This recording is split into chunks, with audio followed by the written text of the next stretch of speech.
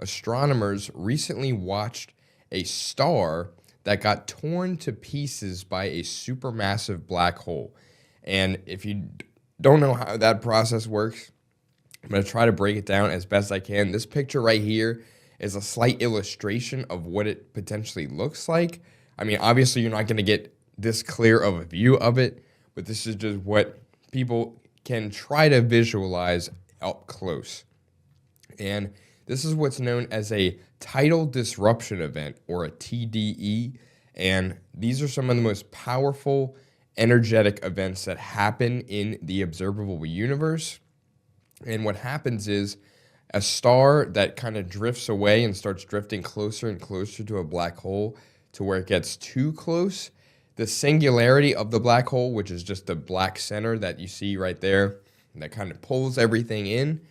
It's what happens when the star gets way too close to that singularity and it starts pulling on the star, and its tidal forces pretty much shred it into pieces, where you kind of see it kind of breaking apart in that image right there.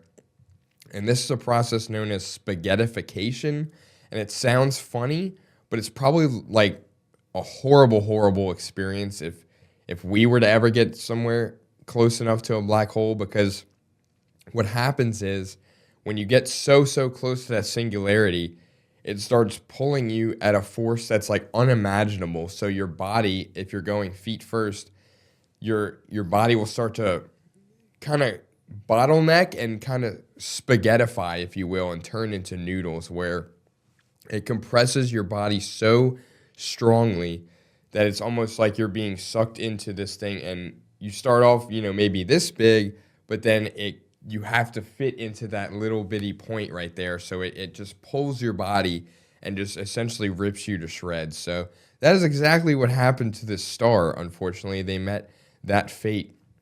And the event is being called officially, it is known as AT 2024 WPP, and they're nicknaming it Whippet for short. So that's just what we'll call it from now on, because that's a mouthful to say.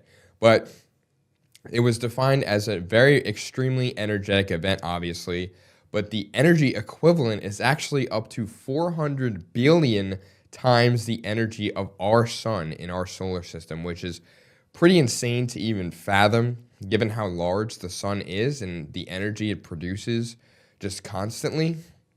And this event has already surpassed even the most powerful supernovae known to date in the observable universe, which is pretty insane given the fact that the energy output of this event. But Whippet is actually a TDE subclass known as luminous fast blue optical transients, or LFBOTs, and these are similar to supernovae, which is essentially when stars collapse on themselves and create these giant explosions. And they're also similar to the gamma ray bursts that these emit.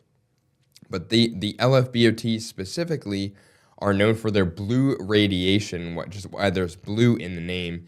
And they also emit X-rays, and it just creates this very, very large shock wave of both blue radiation and those X-rays. And only a handful of these events have ever been observed in the universe so far, and each of them have produced significant variations in their properties over time.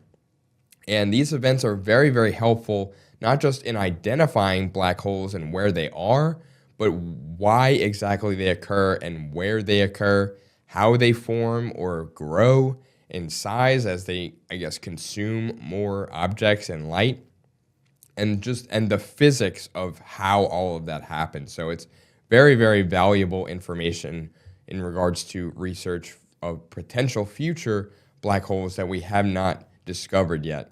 But in this case specifically, Whippet, which is the event that happened where the star was shredded by this black hole, it sent a massive shock wave outward of about 1/5 of the speed of light, just in all directions, which is why we were able to kind of pick up on that signature. And although it created the shock wave that was moving very, very fast, obviously, it did not emit any recognizable chemical signatures at first, at least, because a few months after the explosion happened, there were actually weak traces of hydrogen and helium.